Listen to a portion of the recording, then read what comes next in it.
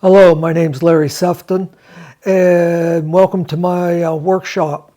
I've been asked by several people to show how to make a spiral wood burning tip and then do some pyrography with that tip. So let's go ahead, we'll get started to do that. And I'm going to zoom in on what I'm going to do. But now I'm going to be putting this on a hollow form.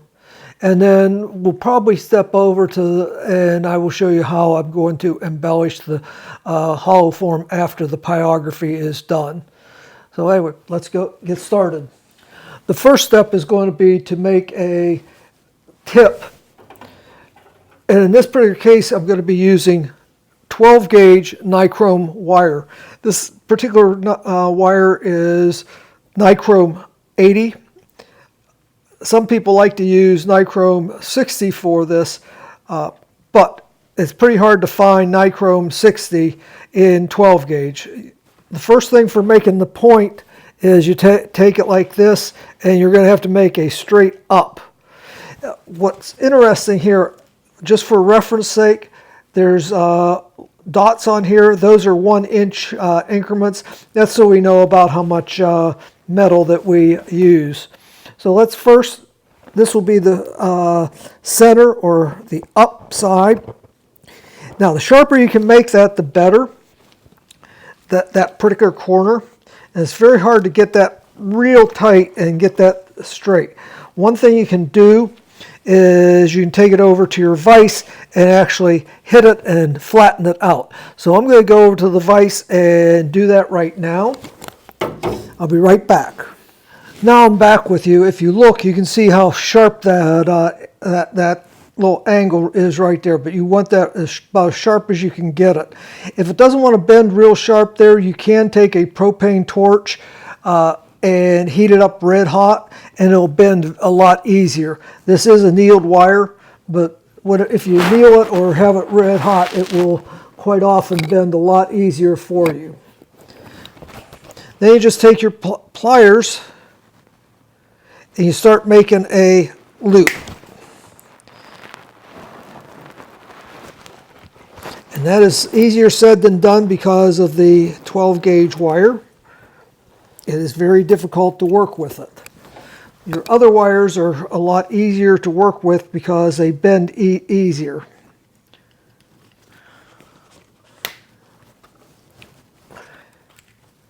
So what you do is get close to it.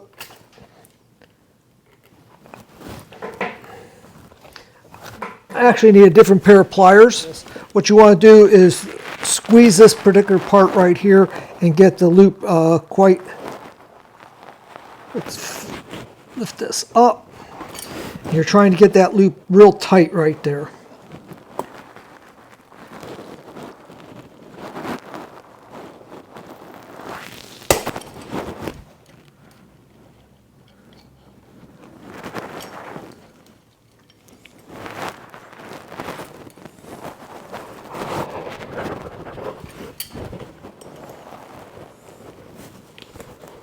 There we go.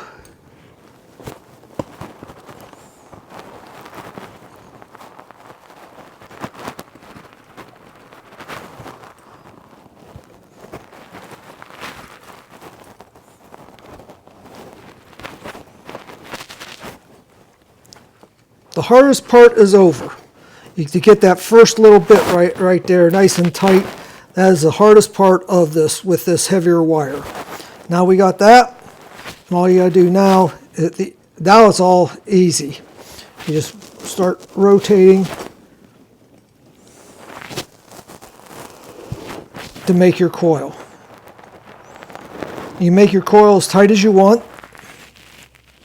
You'll make it a little bit tighter there.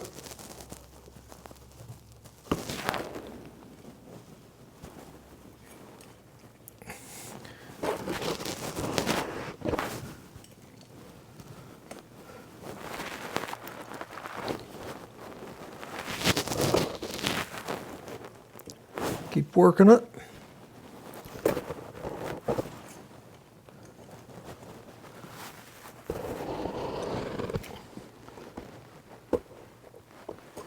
You now have your spiral. You could make it a little bit tighter just by pulling that in, so I'm going to make it a little tighter. And now what we need to do is have the upright so that it goes into the burner, the handpiece. I'm just going to grab a hold of it and do the same thing that I did before, and I'm going to pull that straight up.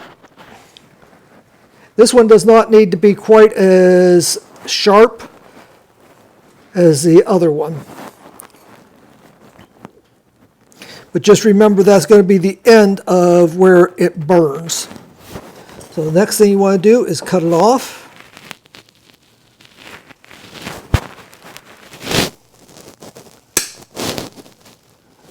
And you now have your coil that we're going to use. As you go through, you want to make sure that it's nice and flat.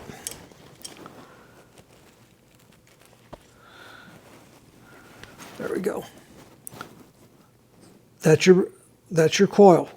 What we're going to do now is, you don't need to see me putting it into the handpiece. I'm going to put it in the handpiece, do some burning on the hollow form, and then I will show you the last step of doing the pyrography on the hollow form. I'm back with you. Here's the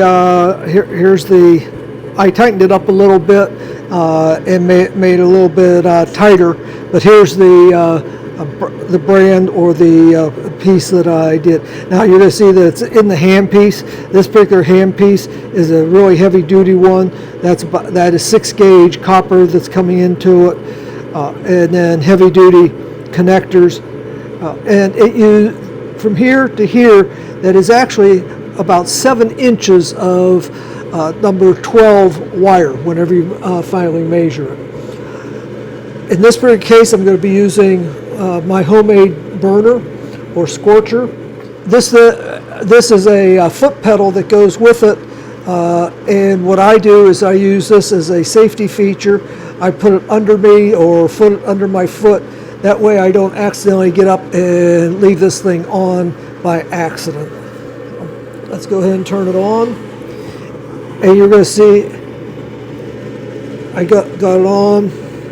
And it should slowly come up to voltage here. Let's turn it up. You'll see it turn red hot. I'm going to turn it back.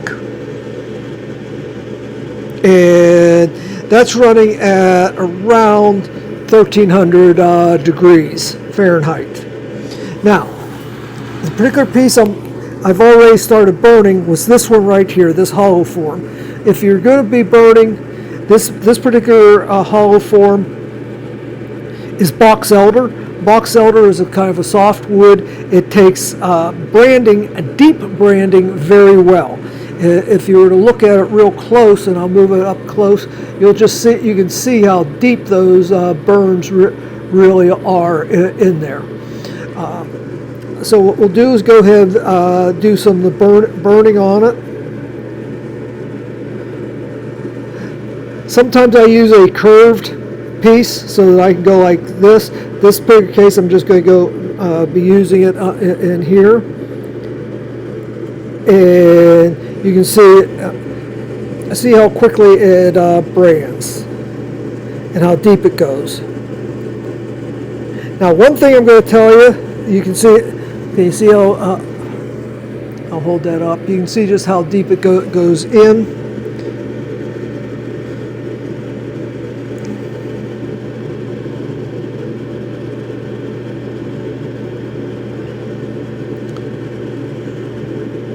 The recovery time is pretty quick on this.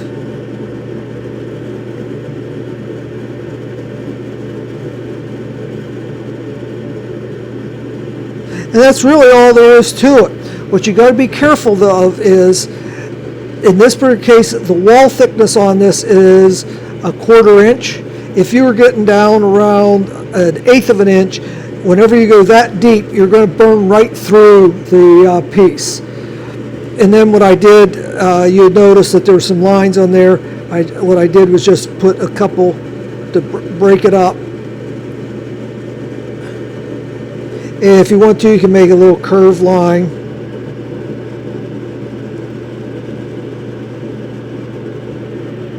And that's basically what I did on the whole thing. You really don't need to sit and watch me brand the whole thing.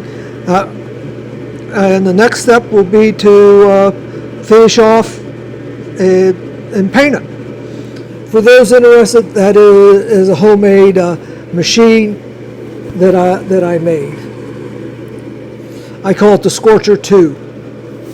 The reason I call it the Scorcher 2 is there's a high side. There's a high side and a low side. This is slightly more powerful than the commercial units out there, and the other one. Obviously, you can see that you can do 12 gauge. I've done up to 10 gauge wire with it. Next, this fills up each one of these grooves. Spirals fills up with ash. You can probably see some of the ash right there. A brush, one of these brass brushes, just does not get down inside, and you do not want to use a real stiff brush because it'll scratch up your wood. So what you pretty much have to do on these is you take something like this little wood stick and loosen up that ash on each one of them. As you can see, it's loosening up, and you go around each one of them and clean them out. It takes a little time, but it's not too bad.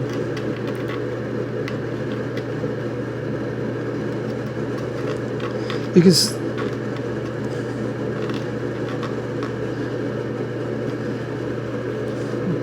we'll do a couple more. We'll finish them off.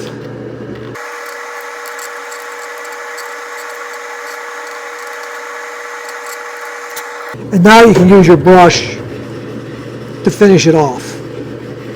Normally I do this over a trash can or a piece of paper because it does take a lot of black on it. Some of you are probably saying, why don't I use a metal dental tool? I found that if I do that, sometimes I chip the wood or scratch it too much. A little piece of metal, a piece of wood like that does a real good job. I see I didn't get that one either.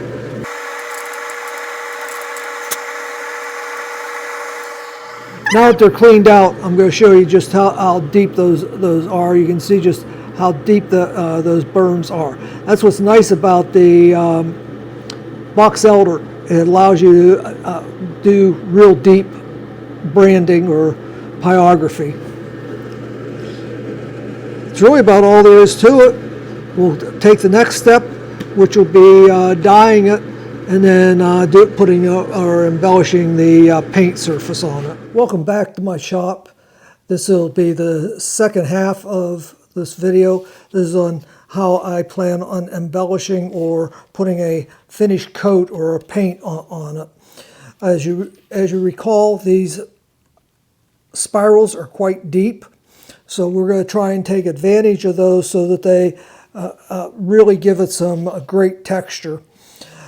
However, this being box elder, it's going to absorb a lot of paint, and the other thing regarding it is that if somebody drops it or chips the surface, you don't want that to be shine through the white. So what I'm going to do is put a base coat on this of black. And to do that, I just use plain ordinary Indian ink. This is the Bic brand. What I'm going to do is just fill up the container here and use it right out of this container here. Don't know how much I'm going to need. That looks pretty good right there. If anybody's interested, the particular brown paper here is a waterproof paper. You can buy it on Amazon. It's excellent for putting on things and keeping your paints and stuff from soaking through everything. In addition, I've put this gets quite sloppy, so I've put a paper towel under me. Just pour a bunch of it in and then pour it back out. Give it a good squirt. And then what I'm going to do is just roll it around. And you'll probably see it starting to come through the grain. You can see it just coming through all that grain. Do a little bit like that, come around. and look and make sure there's some area in there that isn't covered. This is quite fun, really.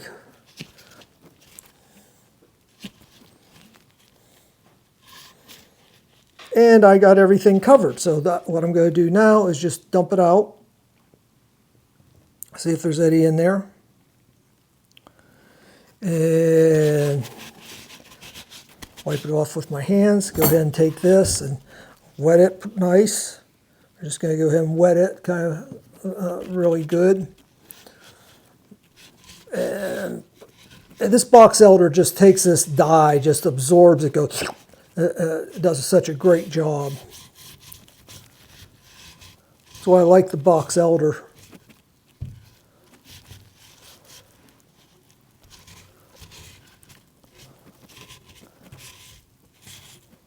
And I don't look for box elder that has all the red in it. I just use regular box elder that's been cut down. I know most people say, oh, they got to have the red. Well, as you know, the red ends up fading out. When I was brand new at wood turning, I came across some really great red box elder. I drove another hour to pick it up after I found it, took my chainsaw, spent a couple hours cutting it all up, and I spent days making beautiful hollow forms with it. And then guess what I found out? It was really nice on my shelf for years, and then it just turned yellow and ended up all the red was gone. And now that's in a big pile, actually in a box, ready to be resurfaced and probably do some pyrography or something on it and refinish it and have it totally used for something different. That's it. Depending on how much is in there, I'll pour it back in. If it's not contaminated, which this one isn't contaminated, pour it back in. Clean up. And then tomorrow, after this all dries, we'll do a second version of this, of how I plan on but we'll see how we want to do it. I'll look at it tomorrow and make a decision of how I want to finish it. It's day 2 of this project of finishing off this hollow form and doing the embellishing. And as you remember, the last thing I did was put the dye on it, and then I took it and I have to dry it. Now the way I dry it, what I do is I have just a little platform like this, and I use gaffer's tape. I take a little piece of gaffer's tape and tape 1 or 2 of the hoses from an air pump, an aquarium air pump, and put it on there. And then I put the piece down over top of it, turn on the air pump, and pump air into it. And then I will place a fan such as this one on it and prop it up, maybe something like that at a distance. If I can get it to go, there we go. And just leave that blow on it for about 24 hours, and it will usually dry. By putting it on the inside like that, it dries a little bit faster on the inside and gets it. If you are going to get a air pump, look at the noise that it makes. Some of them are extremely noisy, and you just don't want to have them if you got them in your house somewhere. They just are too. If they're in your shop, it really doesn't make much difference. But watch what ones you get. Now, with that said, this piece is totally dry. Let me set it off to one side. Let me set all this stuff off to the side. If you remember, I made the comment that if you burned and had wood too thin, you could actually go burn through it, if you remember. Well, we have the opportunity for design. Not everything goes the way you think it's going to. It didn't go the way I wanted it. And turned out after I dyed it and dried it, I noticed that I had a couple pinholes that actually went through the wood. And so that you can see what I'm talking about, I'm going to stick this light into it and see if I can find it here. If you look, can you see you'll see it glare there in the light. That's a hole, and there's actually two holes there. So what we're going to do is I'm going to show you how I repair something like that, and that's what we're going to do. It was not planned, but as you know, in wood turning, there's always design opportunities, or you have to repair things. What I'm going to do is use a product that I've used for years. It's made by System 3, and it's called Fillet, Easy Fillet. I came across it. I don't know I don't know too many people that are using it. Before I start though, I'm going to go ahead and put these rubber gloves on. I use disposable gloves because quite often there's a little bit of residue on the can, and you end up getting it on your hand. If you do get the residue and stuff on your hand, it comes off quite easily if you use something like one of the alcohol gel squirt bottles, the sanitizer, hand sanitizer. It's alcohol based. This stuff comes off very well with alcohol. So I just use the alcohol base and put it on something and wipe it off. So this particular material is basically a two-part material. Many of you you've used stuff like that before. And this particular material, you can either do it by weight or by volume. We aren't going to need a whole lot, so I'm going to just do it using a very small, accurate scale. I'm going to turn it on. It'll go like this. And now what I'm going to do is I'm going to just break this stick in half, and I'm going to take it's two parts of this material right here, two parts of that, and that's going to be way more than what I need, but if you make too little, it's just too hard to handle. I have 1.2 grams. Let's take it up to about 2 grams to make it easier. Just a little bit more to make it a little easier.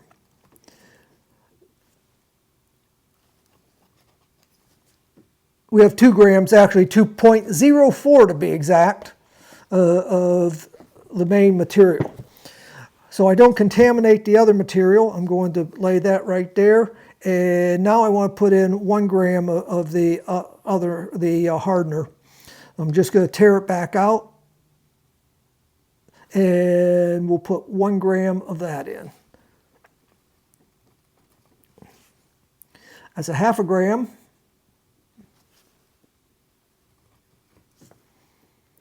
Exactly 1.00 grams. I think we got it. Let's set that aside. And then what I do is I just mix it up. We'll go ahead and use one of these to mix it with. Like I said, this is going to make a lot more than what I need. Now, this particular material typically takes about 24 hours for it to harden. And they actually used it for, I think, boat building was where they used it. And the color comes out a lot like mahogany whenever it dries. You can actually see the material, the color of it. And it darkens up as it dries. So it looks quite a lot like mahogany. And it machines or turns, grinds, sands, whatever, almost just like wood. You don't have to rush this stuff. And as you can see, it's easy to form. It's almost like you can spread it. You can add a little bit of extra, let's say sawdust to it if you want it a little bit thicker, but I've never really had to. And this has saved my bacon, as they would say, many, many times for repairs where I can go in, build something up, and then especially if it's being painted, which this will be. So all I'm going to do is take this, find the hole that I was working on, if I can find it here. Let's put the glasses back on. There's the hole. And if it was a bigger hole, I'd put a balloon in it, but this is just such a small hole, I'm not going to worry about it. And I'm going to just push it down into it. And you might think that's a little gunky, but you will see what I'm going to do after I am done. I'm pushing it down into the hole and going to build that up just a little bit. Wipe that out.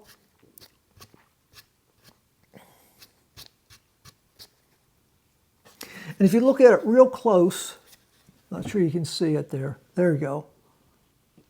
Let's see if I can get it. There you go. It, right there. You can see it right there. I filled it in. And what we'll do tomorrow, I'll come back and I'll show you how I'm going to fix that tomorrow after that dries out. I'm just going to go ahead and push it down in with my finger. Clean it up. And now what I'm going to do is check and make sure I don't have any additional ones that I need to fill. Ah, there's another one. I assumed there was going to be more than one. And we'll let that sit. We will now let that sit overnight and come back to this in the morning tomorrow. We're now on the next day. As you recall, we filled it in with the filler material. And as you can see, it turned quite hard here. And you can machine it, cut it, sand it, do just about anything you want with it, paint it. What I'm going to do right now is zoom in so you can see a little bit better what I'm doing. What we're going to do, I have an NSK with a very fine ball on it, and I'm going to carve some of that out so that it looks more real, like it was intentional, and repair those holes that we had done, that we filled the other day. You could do this with a Dremel with a very fine point, or any of the other rotating carvers that you have. It just so happens I have the NSK and it was hooked up to the air system, so that's what we're going to be using today is the NSK. So let me zoom in on this so you can see a little bit better what I'm doing. The NSK is running right now, and I'm just going to use this material right here, and if you watch you can see how nice it carves, and you can shape it quite nicely. I don't know if you can really see that real well, but yeah, you can do a pretty good job of sanding it. So let's go ahead and work on the piece, and let's find the area that it was, which is right here. Put on my glasses so I can see it better, and then all I'm going to do is just very lightly clean those up with the ball.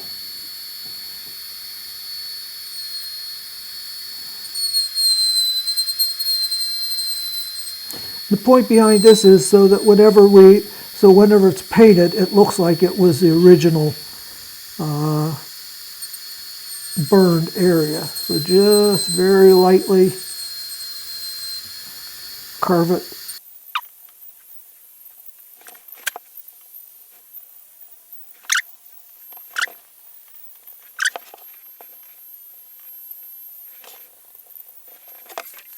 And finally, you can just use a toothbrush or something to brush it out and make sure that you cleaned it up the way you wanted it to. The particular paint that I use quite often is this General Finishes Lamp Black. And I'm going to just take some of it out, put it in a container. Sometimes it's a little thick for what I'm going to do. You can see it's quite thick. I'm going to go ahead and take some out and set it aside. And because it's so thick, I just add a little bit of water to it because I'm going to put a top coat on it. I'm not too concerned about diluting it. Just a little bit of water. We'll thin it up. and find something to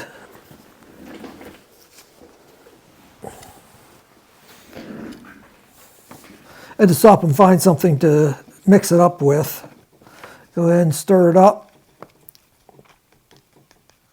In this particular case, I'm going to use two different brushes. One is a relatively stiff brush so that if I can get down inside the curves, and this is what's called a deer foot brush. If you look at the way it is cut, this is it's a deer foot, and it is a 3/8 inch deer foot brush. If you can possibly see the name on it, is what I'm using. What you don't want to do on painting this is you are not trying to protect the material and put a coat to waterproof it.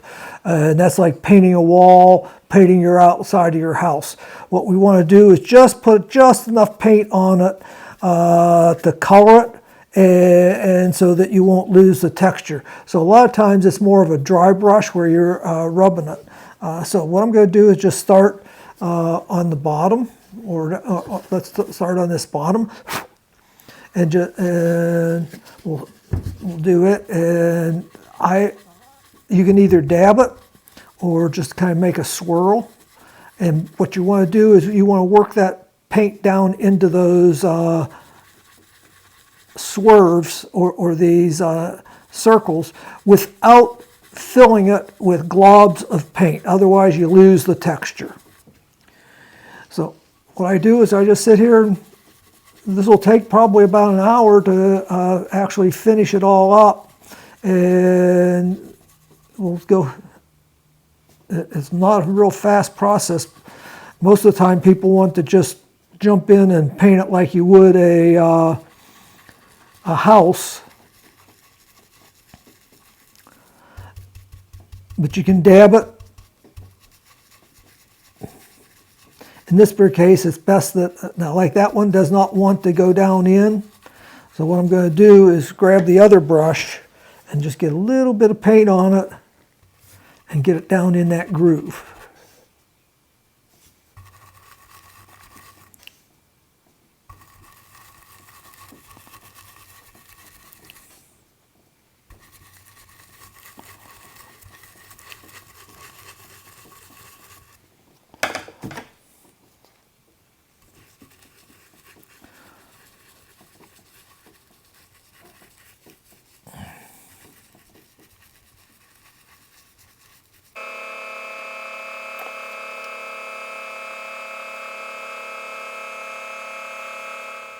I'm going to go clean my brushes, and later on today I will put a second coat on it, and I'll record how long that took me to do the second coat and get it ready. And after we do the second coat and it dries, we'll put the finish coat of top coat on it, so that it's more like a piece of furniture and can be handled a little better and wiped off with cleaners. I'm back with you to do the second coat of paint on this. It actually looks quite good just the way it is, but another coat of paint will help it fill in some of the imperfections and just overall make it a little bit better. So let's go ahead and get started. I'm going to use the same exact technique that I used before, where I dipped it in and then swirled it around. And then off camera, I finished this hollow form. I ended up using Pyrography or a fine wood burner and put my name on the bottom along with the year and the number, the serial number of this particular item. I've also loaded into my computer and will be taking a picture of it, a close-up picture. However, to finish it, I elected not to use a flat material. Whenever I looked at it, I thought it just needed a little bit more sheen. I do not like real shiny items. I learned that from Bin Fo years ago. He used to use a word no shiny, no shiny, because the way it reflects in the hard surfaces of making photos of it. He believed in satins and flats. So I ended up using a satin material on this. I ended up using a rattle can, and the one that I used on this particular one was a satin Rust-Oleum material. I did it outside in relatively low humidity, so that I didn't, and you can see the final results. The things that I don't like about this is where I had to do the filling, which is right about here. You can't necessarily see it. They aren't quite as sharp, and they're a little bit rough. Nobody's really going to pay much attention to it. They'll just think it's part of the design. I know it's there. You'll know it's there. But overall, it's quite acceptable, and it's good. Name of it, I've been trying to think of a good name. It's kind of short, squat. What's nice about it is it doesn't roll around when somebody picks it up, and whenever you hold it, it feels correctly. I'm just going to call it maybe a name of short and sweet for a name. I like to name my pieces whenever I refer to it. So I ended up, again, using this. In a summary, I'm not sure how anybody could really do this without their homemade pyrography machine, because there's none out there commercially that you can use 12 gauge wire approximately 7 inches long and make a spiral and put them that deep.